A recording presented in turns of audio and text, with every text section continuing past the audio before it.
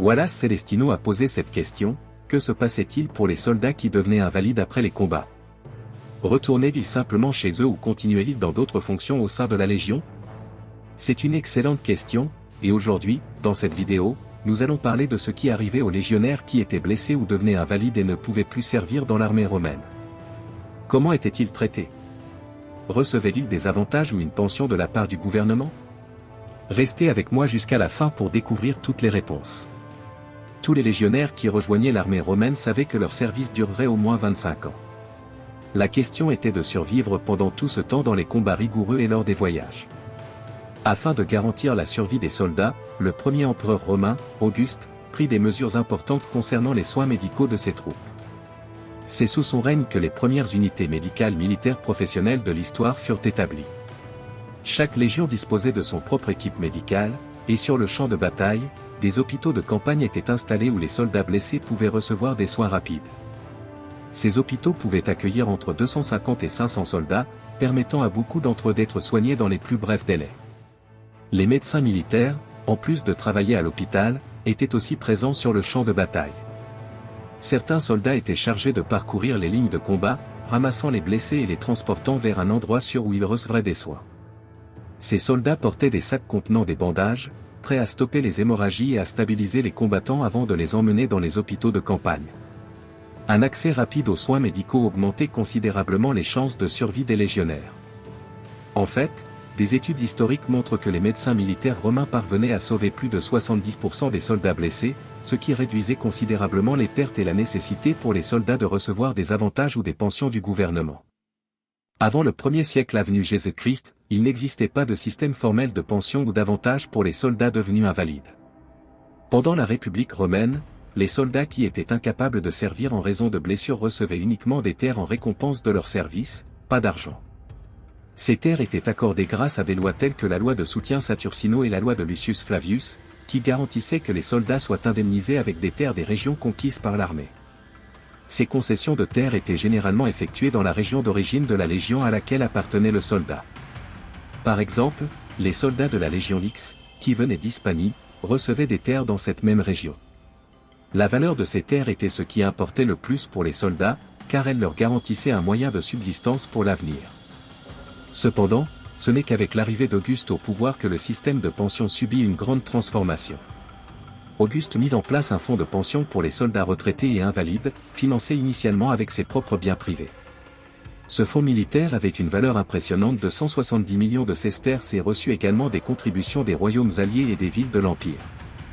Mais Auguste se rendit vite compte que cette somme ne suffirait pas à couvrir toutes les pensions, de sorte que de nouveaux impôts furent introduits.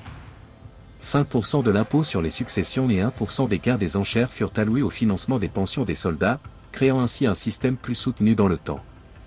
Les soldats qui se retiraient après 25 ans de service dans la Légion recevaient une pension considérable. Ce paiement était connu sous le nom de « missio honesta », qui était une sorte de certificat officiel de leur service.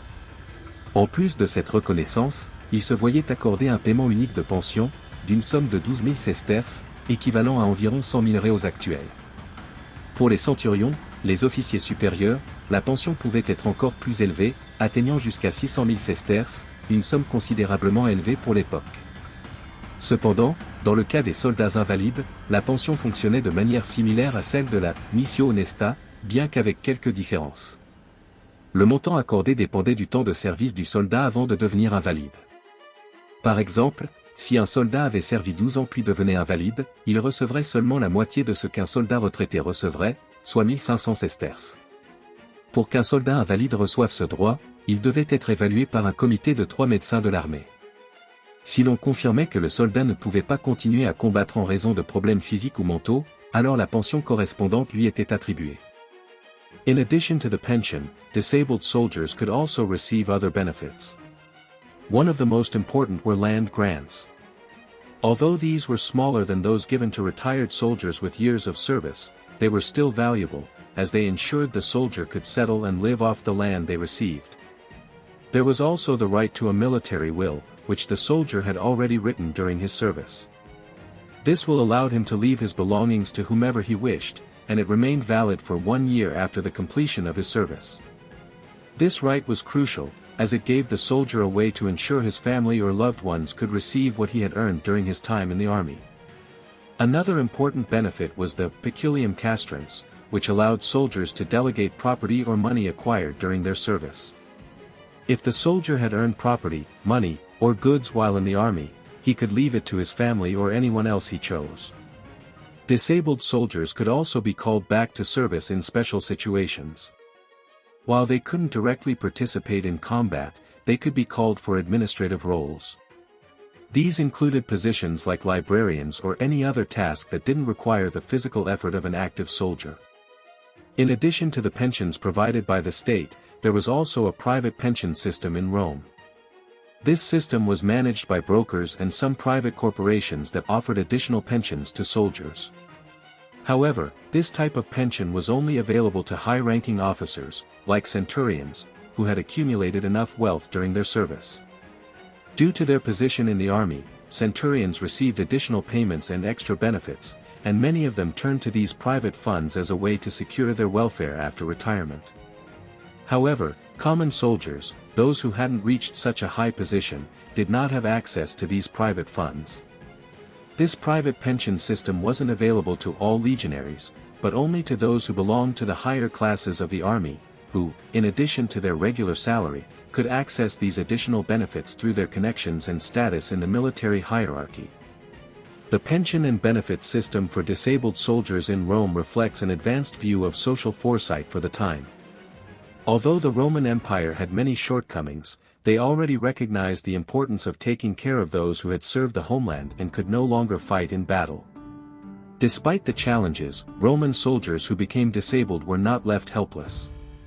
They received pensions, land, and other benefits that ensured their well-being and that of their families, allowing them to live with dignity after their service.